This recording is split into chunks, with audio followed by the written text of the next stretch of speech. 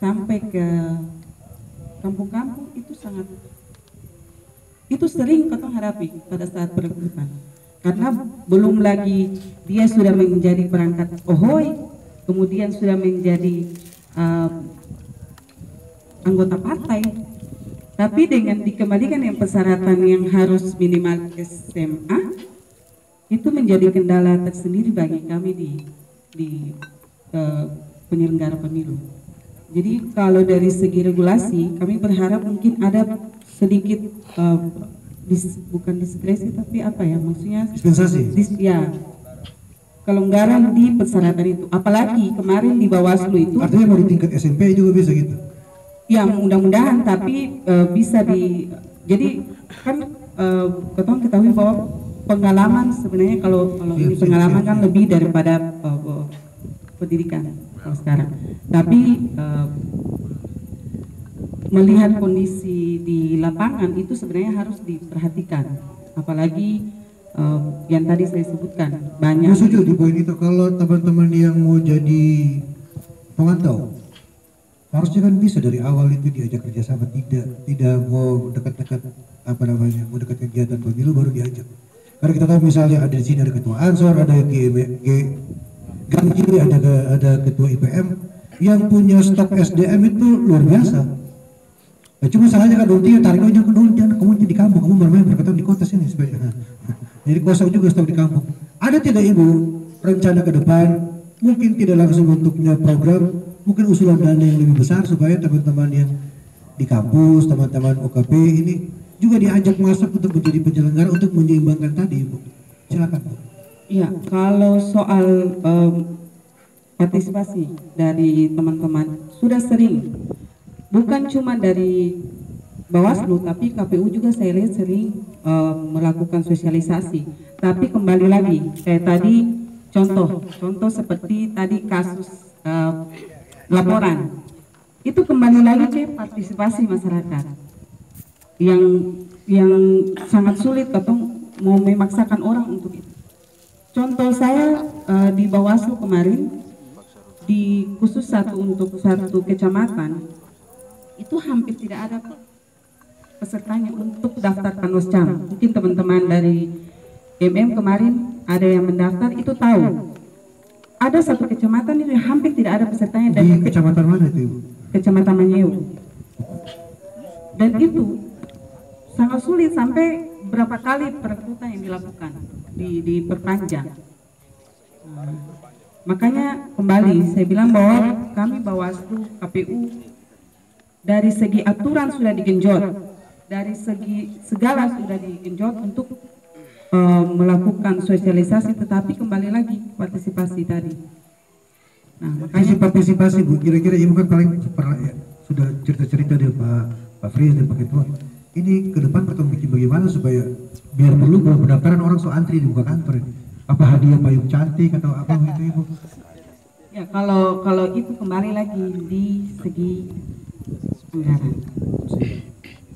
Karena pada saat ketong melakukan itu otomatis kita harus door to door, maksudnya bukan door to door ke rumah-rumah, tapi ke kampung-kampung langsung.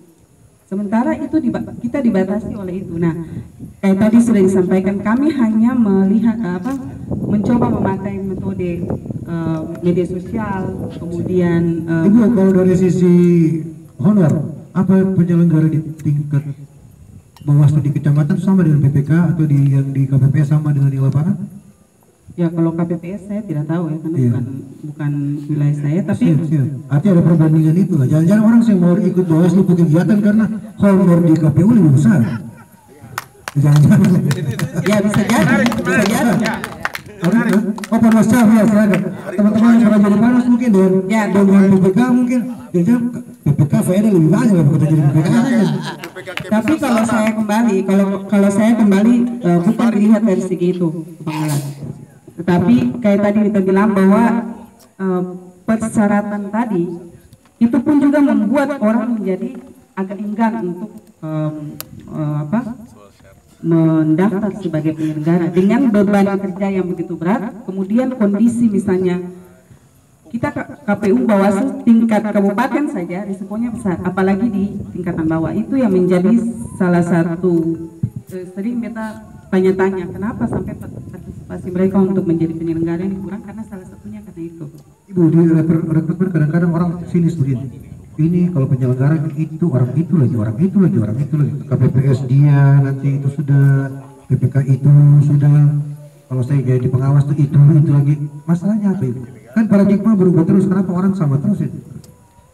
Nah, kalau saya sendiri di Bawaslu sebenarnya Bawaslu dan KPU tidak dibatasi. Maksudnya menyangkut persyaratan tidak harus orang yang itu saja. Tetapi ini yang kita mau ingin sampaikan juga kepada dengan tema pemuda. Kita berharap juga para pemuda, apalagi pemuda bukan cuman kita duduk sama-sama bicara kemudian ide keluar, tapi ini juga menjadi tanggung jawab. Karena teman-teman juga pasti punya ini sampai ke bawah. Nah, ini yang harus digenjot ke bawah. Karena persoalan menyangkut SDM ini sebenarnya hal krusial. Atau saya bisa langsung ke teknis apabila Katong punya SDM di bawah ini dia tidak mumpuni. Nah, bagaimana Katong ingin pemilu yang berkualitas kalau SDM kita tidak berkualitas? Itu yang menjadi perhatian beta sebenarnya. Jadi Katong mau bicara teknisnya seperti ini. Bu Suju, maaf saya potong, kalau pemantau selama ini ada tidak kira-kira dilirik, wah orang-orang ini bagus, tapi ini saya dipakai. Ada pemantau, tapi kan kembali lagi dia mau mendaftarkan diri atau tidak. Sebenarnya kami berapa kali melakukan pendekatan ya dengan organisasi OKP pendekatan, makanya di kemarin itu banyak teman-teman dari OKP yang mendaftar. Nah, kami berterima kasih, tetapi tadi yang kita ingin sampaikan bahwa peran pemuda itu sangat penting. Ini kembali ke tema malam ini, peran pemuda sangat penting karena ini menyangkut beban kerja yang begitu berat dikembalikan dengan kondisi pemilu kemarin yang makan korban itu juga karena ad hoc pengawas maupun pelaksana teknis ad hoc di bawah itu istilahnya pemain-pemain lama, karena sudah tidak mau ribet, terus kemudian mereka lebih banyak karena sudah lama dengan menyelenggarakan pemilu, makanya ya pengalamannya lebih banyak, makanya dia jadi itu yang harus diperhatikan. Siap Ibu, ini banyak teman-teman dari pemuda Muhammadiyah juga yang cewek-cewek berhubungan dengan isu gender. Kenapa ya? Kalau saya dulu PPK itu lebih banyak yang cewek. Ya karena saya tahu, ya termasuk ibu Suju ini kerja aja integritasnya bisa dipertanyakan, tapi kadang-kadang di tengah jalan, tapi itu lebih efektif sebenarnya. Sekarang ini seperti penyelenggara lagi di proses lagi. Apa yang terjadi nih? Ini ada sentimen isu gender atau memang perempuan juga malah lebih pemudinya malah lebih ambil jarak lebih jauh dari pemilu? Silakan Ibu. Ya, kalau dari saya sebenarnya saya berkeinginan KPU dengan formasi 5 setidaknya 2 itu perempuan. Kalau itu keinginan saya, dan saya jujur di mana-mana saya selalu kalau ada perekrutan kemudian kasih BIMTEK itu selalu saya mengenjot. Jangan cuma laki-laki yang menguasai, karena sebenarnya lebih efektifnya tuh perempuan, karena jiwa kekepoan perempuan itu lebih tinggi daripada laki-laki. Ini nanti diperhatikan pas masa jabatan kapan, rekrutmen kapan. Penyelenggara itu kan sebenarnya dia harus, apalagi pengawas, dia harus paling kepo. Ya, jadi terkait dengan isu gender sebenarnya kalau dikembalikan ke wilayah Maluku Tenggara di GEI sebenarnya sudah tidak ya seperti stigma masyarakat dulu yang perempuan hanya dapur. Iya, siap. Ibu, kalau saya lompat naik sedikit ke level peserta pemilu tentang keterwakilan 30%, Ibu lihat ini sudah cukup maksimal atau jangan-jangan karena perempuan itu berlipstik jadi keberadaan perempuan di nomor urut 3 itu selalu juga jadi lipstik kosmetik? Silakan Ibu. Ya, ada stigma bahwa perempuan itu hanya untuk mengisi 30%, hanya untuk memenuhi syarat. Masuk di Bawaslu. dan saya sudah buktikan di Bawaslu ternyata tidak. Tapi untuk di partai politik banyak, jujur terus terang itu masih untuk mengisi kekosongan 30% saja. Tapi pada saat pelaksanaan, kita harus jujur bahwa pelaksanaannya itu di lapangan mereka tidak digenjot, tidak di-push oleh partainya sendiri. Ini menurut pandangan pribadi. Ya, kembali lagi ke penyelenggara. Penyelenggara sebenarnya sudah banyak yang keterwakilan perempuan, dan saya merasakan sendiri pada saat seleksi itu ada sedikit kemudahan, bukan diskresi dari aturan atau ini yang sudah diamanatkan oleh undang-undang, tetapi ada kemudahan karena mau tidak mau dari kuota 30% itu wajib. Nah, ini yang menjadi sebenarnya ini menjadi atau poin penting. Iya, poin penting untuk ibu sekaligus ancaman buat bapak-bapak gitu ya.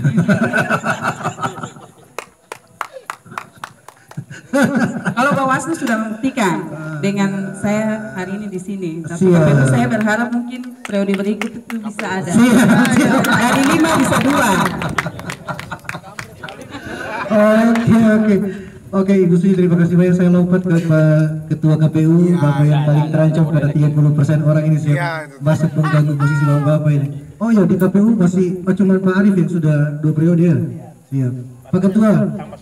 Ya, saya mau kasih itu Pak Ketua, usulan Presiden 3 periode. Dari sisi demokrasi Bapak boleh itu kayak apa? Ini kan bagus fasilitas penyelenggara, iya, tapi sebagai orang yang berada dan menggawangi demokrasi, cara pandang itu saja. Kalau boleh alasannya apa, atau kalau tidak alasannya apa, singkat saja Pak. Nanti dong potong video, Ketua. Tidak, itu tidak perlu dijawab Pak. Karena nanti kalau saya minta Pak Ketua jawab boleh, supaya nanti ya KPU juga, kalau Presiden boleh 3 periode, kepala daerah 3 periode, berarti KPU juga bisa 3 periode. Kira-kira begitu. Pak Ketua, kan? Ya, siap-siap Pak Maksud paling tahu bahasa itu. Pak Ketua, regulasi long list masih kayak begini, tapi usulan perubahan itu terus. Semua KPU besar di Republik ini minta untuk berubah. Pak Ketua sendiri bagaimana sikapnya Pak? Karena seluruh penyelenggara, seluruh kabupaten kota juga minta untuk dirubah, walaupun dalam regulasinya tidak ada perubahan. Bahkan informasi untuk teman-teman sekalian, minggu lalu itu ada lagi gugatan ke MK tentang pemilu ibu kota. Usulannya diminta untuk ke DPR RI, DPD, Presiden itu satu paket. Provinsi, kabupaten kota, dan kepala daerah masuk di tahapan yang disebut dengan pemilu lokal. Untuk menjawab tadi itu yang Ibu Suju sampaikan, yang orang banyak korban itu. Minta pendapat Pak Ketua tentang itu siapa? Ya. Di luar 3 periode tadi Pak ya. Iya. Terima kasih Bang Alan ya. Bismillahirrahmanirrahim. Assalamualaikum warahmatullahi wabarakatuh. Selamat malam, salam sejahtera untuk kita sekalian. Shalom. Pertama, pribadi kita mengucapkan selamat milad ke-89 untuk pemuda Muhammadiyah. Boleh ketua minum ini Pak, silakan. Sebelum menjawab apa yang tadi disampaikan oleh Bang Alan, terima kasih juga Pak Bang Iksan, sediakan tempat untuk ketong bercerita bersama kaitan dengan tema yang disampaikan.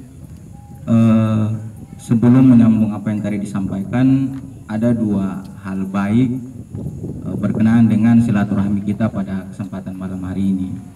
Pertama, beta tangkap ada 2 clue, 2 kata kunci. Itu bagian dari prinsip penyelenggaraan pemilu. Dari 13 prinsip, 2 diantaranya yakni prinsip terbuka dan partisipasi gitu. Jadi KPU slogannya adalah KPU melayani, Bawaslu mengawasi begitu. Sebenarnya bicara tentang pemilu maupun pemilihan, hajatnya bukan di KPU atau Bawaslu. Itu adalah hajat publik sebenarnya, itu pesta rakyat. KPU dan Bawaslu hanya diberikan wewenang, diberikan pekerjaan secara konstitusional untuk menyelenggarakan. Jadi kasarnya ketong ini panitia teknis KPU, Bawaslu diserai kewenangan untuk mengawasi. Yang punya hajat adalah rakyat sebenarnya. Makanya KPU dilabeli di slogannya KPU melayani, karena kita melayani hak publik, melayani pesta rakyat. Dua kata kunci tadi, pertama adalah terbuka. KPU dari secara historis dari dulu sampai sekarang sudah mulai melakukan reparasi institusional kaitan dengan kerja-kerja kelembagaan maupun kerja-kerja tahapan. Dulunya mungkin KPU agak tertutup ya, tapi sekarang sudah tidak lagi. Apa-apa yang dilakukan KPU itu sudah bisa diakses oleh publik. Kita bekerja sudah tidak di ruang gelap lagi. Hal-hal apapun itu di-share, semua orang bisa mengakses apa-apa yang dilakukan oleh KPU. Baik data pemilih, baik teknis penyelenggaraan, sosialisasi apalagi. Pokoknya segala hal itu dilakukan secara terbuka. Tidak ada lagi ruang gelap seperti yang jadi pakem dulu, bahwa oh ini KPU dulu atur sendiri. Baik ya, ruang gelap dulu ya. Ya, jadi stigmatisasi itu, stigma itu yang sekarang lagi mulai diperbaharui secara kelembagaan, mulai dari kerja-kerja internal maupun kerja-kerja eksternal. Seperti tadi yang disampaikan oleh Pak Anies, KPU sekarang membentuk Baku Humas, itu menjadi perpanjangan tangan, menjadi telinga dan mata KPU di publik gitu. Terus yang kedua kaitan dengan partisipasi. Ya, cerita ini partisipasi kan tidak hanya memaksa dalam tanda kutip ya, memaksa orang untuk ikut memilih saja begitu. Itu tidak ada bedanya dengan mobilisasi begitu. Saya teringat yang dibahasakan oleh Mas Wahyu dulu, mobilisasi itu berbeda dengan partisipasi begitu. Kalau mobilisasi itu pengarahan orang untuk melakukan sesuatu sesuai dengan keinginan kita. Kalau partisipasi itu dia melampaui itu, bahwa ada kesadaran personal maupun ada kesadaran sosial yang menggerakkan orang untuk melakukan sesuatu gitu. Jadi yang kita genjot sekarang, jangan-jangan money politik itu justru berkontribusi untuk partisipasi. Ya sebenarnya itu? Karena demokrasi gini Bang, demokrasi itu kan dia sebenarnya dia linear dengan tingkat pendidikan. Siap. Jadi di negara-negara maju itu orang sudah tidak lagi berbicara tentang isu-isu money politik. Ya mungkin dia naik satu tingkat di level hoax ya. Karena orang sudah mulai meninggalkan money politik. Karena itu demokrasi itu dia berbanding lurus dengan tingkat pendidikan. Kita di negara berkembang, apalagi kita di timur Indonesia, yang ya kita sadari sungguh bahwa tingkat pendidikan relatif masih standar. Ya, betapapun masif kita lakukan sosialisasi, pendidikan pemilih maupun menggenjot partisipasi, tapi kalau money politik ini dia bagian dari kesadaran ekonomi, ya susah juga begitu. Karena memang dia berbanding lurus dengan tingkat pendidikan kaitan dengan kebutuhan ekonomi, pangan dan lain sebagainya. Itu nanti diskursus di lain lagi. Ya, tapi ada anomalinya juga Ketua, karena faktanya daerah maju, kota-kota besar itu justru money politik itu lebih kencang. Di daerah-daerah terpencil itu money politik itu malah tidak kelihatan. Iya. Anomalinya di situ. Ini kan diskusi boleh kan? Itu kalau kita sih debatable ya. Karena tingkat pendidikan itu sebenarnya dia include masuk di moral juga sih. Jadi kalau semakin bagus pendidikannya, kalau moralnya kurang bagus, moral ini bicara kalau kaitan dengan Bawaslu, pemberi penerima semua sama-sama bobrok begitu. Kalau masih melaksanakan money politik ya. Jadi tapi ada anomali sedikit Ketua. Kalau moral itu berhubungan pendidikan, semua koruptor itu pendidikan tinggi-tinggi Mas. Makanya itu terus. Ya. Jadi dua kata kunci tadi, terbuka dan partisipasi. Terbuka dan partisipasi dia akan bermuara pada, kalau saya mau tarik, dia akan membentuk trust. Jadi selain bank misalkan yang menjaga trust nasabah, KPU juga bersama Bawaslu itu menjaga trust publik, kepercayaan publik. Jadi apa-apa yang dilakukan itu semata-mata demi meneguhkan kepercayaan ya, demi meneguhkan kepercayaan. Makanya tadi prinsip penyelenggaraan pemilu itu terbuka, partisipasi, tertib dan lain sebagainya. Jadi silaturahmi, diskursus malam ini itu menjadi sebuah legasi bagi generasi-generasi mendatang. Ya saya pribadi, teman-teman juga patut bersyukur Bang Alan, mantan komisioner KPU Malda periode 2009-14 masih punya kepedulian dalam membangun demokrasi di negeri ini. Bang Iksan juga, iya, maksudnya Bang Iksan juga. Jadi ini menjadi sebuah legasi yang baik ya, jujur. Teman-teman IPM juga melakukan kegiatan begini itu ya hal yang baik gitu, itu dalam rangka membangun kesadaran politik yang baik bagi pemuda dan bagi masyarakat pada umumnya. Siap Ketua. Pak Ketua, saya mau lompat ke tadi sama ke teman-teman yang lain. Dari sisi regulasi, Ketua rasa kalau memang long listnya kita masih ada potensi untuk regulasinya diubah. Usulannya di poin yang mana saja Ketua? Undang-undangnya. Yang pasti yang pertama jangan dibatasi dalam masa jabatan 3 kali. Kalau bisa 4 kali kan saya nggak apa-apa. Silakan Ketua. Kalau regulasi ini sebenarnya begini, KPU RI itu sudah membuat telaan ke Komisi 2 ya, berkenaan dengan keadaan kalau misalkan ini dilakukan di tahun yang sama, itu sudah disampaikan dengan berbagai pertimbangan teknis maupun pertimbangan non teknis. Cuman kan kuasa ini ada di Komisi 2 ya. Ya, kita tahu karena DPR-nya harus digugah dengan cara-cara seperti ini. Ya. Masyarakat itu protes, masyarakat itu bertanya, sementara penyelenggara juga gelisah. Kalau semua orang diam, ya sudah, berarti memang tidak ada perubahan apa-apa dong. Ya penting ketempat ibu tidak gerai ini bu ide saja, bubarkan saja kalau begini caranya. Silakan betul. Tapi tadi itu harus dilanjutkan Pak. Jadi bahasanya Mbak Titi itu, kalau ini harus diluruskan ya. Bahasanya Mbak Titi itu gini.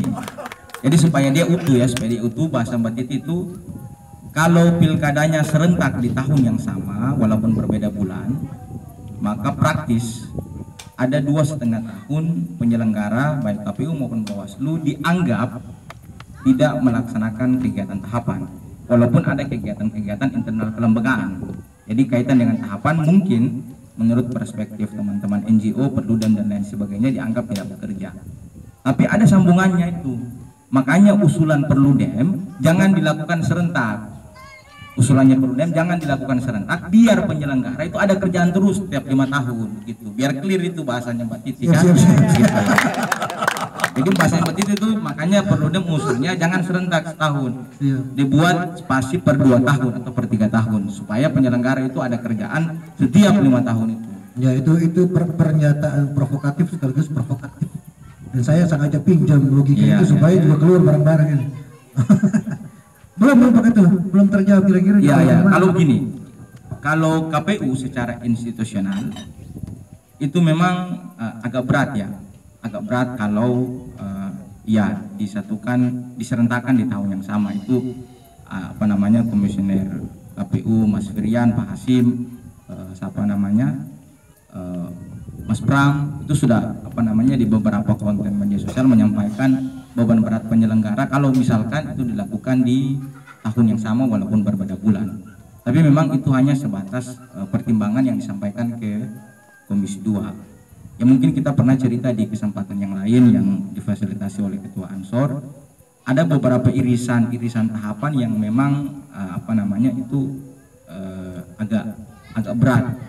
Apalagi lebih berat lagi kalau misalkan keadaannya Pilpres terjadi putaran kedua, itu akan beririsan full dengan tahapan pilkada. Tahapan pilkada lagi full, terus kalau misalkan Pilpres putaran kedua maka penyelenggara diharapkan dengan kerja-kerja tahapan yang kian berat. Tapi apapun itu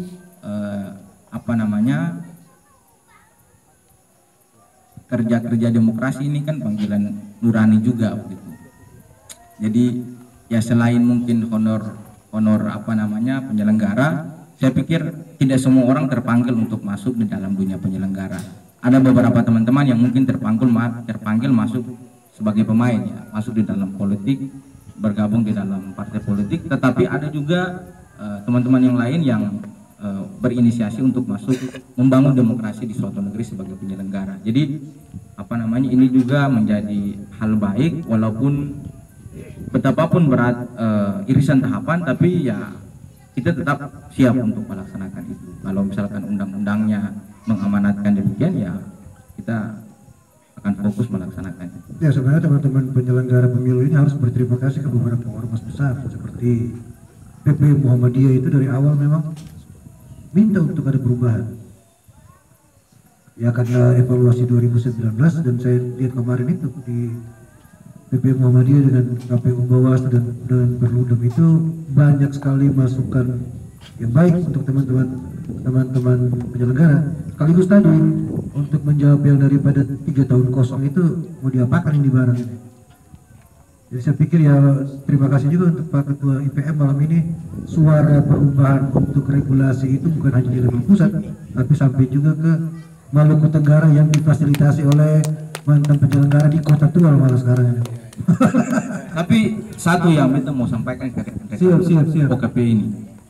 Kemarin pemilu itu hampir semua OKP Cipayung itu mendaftarkan diri sebagai lembaga pemantau pemilu, ya Pak Ketua ya, di pusat. Hierarkinya harusnya pun sama. Jadi kalau di pusat sudah mendaftarkan diri, di daerah malah minta modong ini pengen itu mendaftar di KPU malah bukan di penyelenggara pemilu. Tidak, gini Bang, harusnya kemarin karena pendaftarannya itu dia di pusat bukan di daerah. Kalau pilkada kan daftarnya di KPU daerah, KPU kabupaten. Karena kemarin rata-rata itu ya GMKI, HMI, IMM, PMI itu sudah mendaftarkan lembaganya sebagai pemantau pemilu di pusat. Harusnya kemarin teman-teman OKP di daerah menyesuaikan begitu dengan melaporkan, karena di atas sudah terdaftar ya, dengan melaporkan di KPU kabupaten kota untuk melaksanakan kerja-kerja pemantau. Cuman sampai pemilu selesai tidak ada yang melapor. Ini malam ini momen baik. Ada yang melapor. Kalau memang ini kita tahu KPU sekarang dan Bawaslu anggarannya sangat terbatas, tapi dengan forum-forum seperti ini bisa dijalankan. Kenapa tidak setelah ini dengan OKP kita mulai bicara Pak Fritz misalnya tentang pencegahan, lalu Pak Toha bicara tentang data, teman Pak Anies, Ibu Suju dan semuanya masing-masing mulai bicara ini. Tapi kita masih bisa lah fasilitasi kayak begini-begini supaya duduk. Kalau malam ini tema besar, setelah ini mungkin lebih rigid. Pak Anies mau bicara tentang sosialisasi besok ini apa, lalu IPM kira-kira kontribusinya apa, Ketua Gamki ada juga Ketua Ansor, supaya juga atau yang habis cerita hanya sekedar kapan pemilu lalu siapa yang mau jadi apa, siapa mau jadi apa. Sementara demokrasi mesti model begini. Terakhir kita mulai closing statement dari masing-masing narasumber, dimulai dengan Pak Ketua Bawaslu. Pak Ketua, mungkin ada poin penting yang bisa ketemu setelah ini masih bisa ketemu kejar. Iya. Oh ya, makasih. Silakan. Iya. Saya kira siap. Mungkin berita usul saja supaya maksudnya jangan closing statement dulu karena ini akan kita cerita, no? Jadi maksudnya closing statement itu supaya di sini pindah ke sesi tanda jawab. Saya kira lolos. Ini ada Ketua Ansor Maluku Tenggara, Kota Tua. Kalau begitu mungkin sebaiknya diserahkan langsung. Baik. Pak Ketua IPM, Ketua kasih sesi tanya jawab. Silakan berhubungan dengan Bapak dong, punya divisi atau apa yang mau disampaikan teman-teman, kritik saran mungkin disampaikan. Kita membatasi dulu dengan pertama 20 penanya dulu ya, 20 penanya.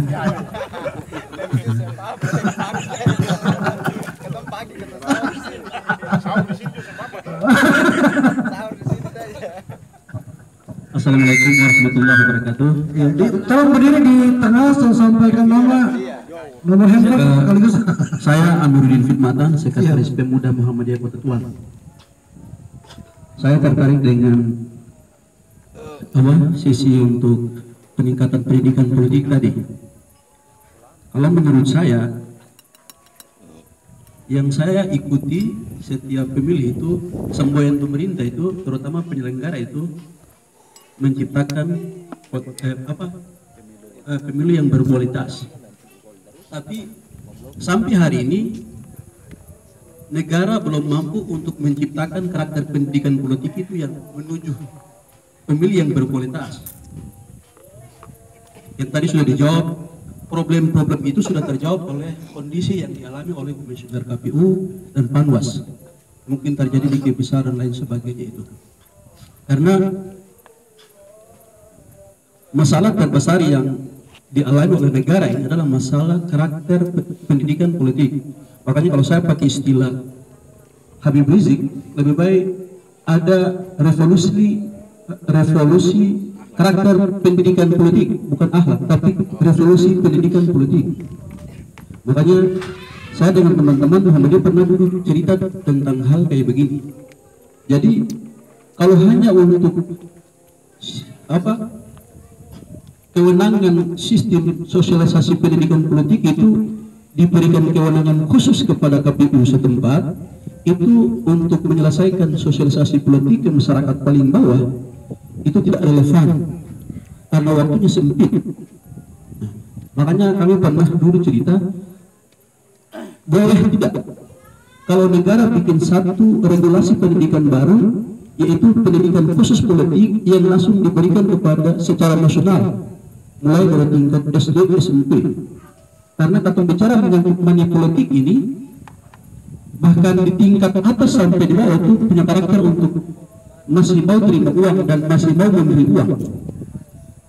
Karena untuk menghambat proses money politik di ketumbuh negara ini, tadi Pak Ketua KPU singgung menyangkut dengan negara-negara berkembang itu, kasus money politik itu berkurang. Karena itu dampak dari pendidikan mereka yang mungkin meningkat dan karakter yang tidak mau lagi dia mencampuri politiknya dengan kondisi-kondisi manipulatif. Makanya hari ini negara selalu bergejolak untuk menciptakan pemilu yang berkualitas, tapi tidak pernah berpikir untuk menciptakan peserta pemilu itu menjadi orang yang berkualitas.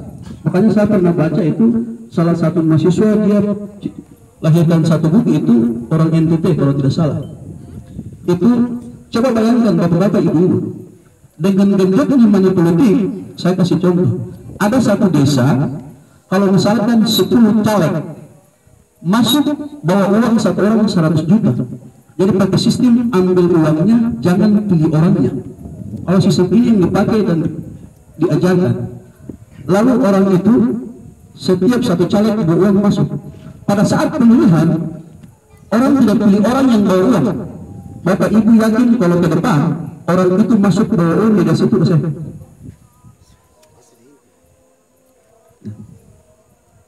Atau bicara karakter pendidikan dia. Makanya teman-teman penyelenggara ini apa? Karena